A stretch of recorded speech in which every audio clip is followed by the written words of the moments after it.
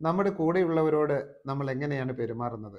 ആ പെരുമാറ്റം നമുക്ക് എങ്ങനെയാണ് തിരിച്ചു കിട്ടുന്നത് എന്ന് വ്യക്തമാക്കുന്ന ഒരു കഥ.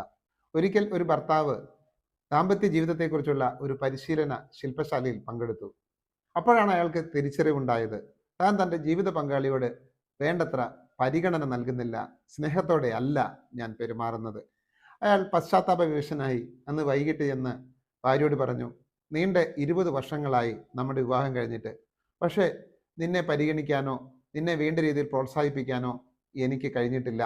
ഇന്നത്തെ ക്ലാസ് മൂലം ഞാൻ എൻ്റെ തെറ്റ് തിരുത്താൻ തീരുമാനിച്ചു. ഇനി ഞാൻ നിന്നോട് സ്നേഹത്തോടെ പെരുമാറൂ. ആകെ അത്ഭുത സ്തബ്ധയായ ആ സ്ത്രീ വാ പൊളിച്ചു നിന്നു. അപ്പോൾ അയാൾ ചോദിച്ചു, നിനക്ക് എന്നോട് എന്തെങ്കിലും പറയാനുണ്ടോ?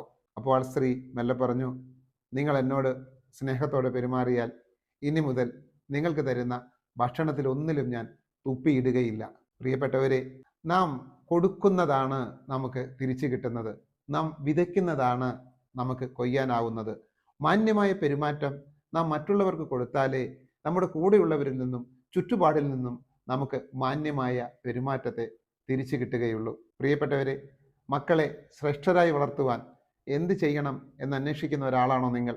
മക്കളുടെ പെരുമാറ്റത്തിൽ മാറ്റം വരുത്താൻ നിങ്ങൾ ആഗ്രഹിക്കുന്നുണ്ടെങ്കിൽ ആദ്യം മാറ്റം വരുത്തേണ്ടത് നിങ്ങളിൽ തന്നെയാണ്. കാരണം ടാങ്കിലുള്ളതേ ടാപ്പിലൂടെ വരൂ. കൂടുതൽ കാര്യങ്ങൾ അറിയണമെങ്കിൽ വേര് എന്ന പുസ്തകം എഴുതിയിട്ടുണ്ട്.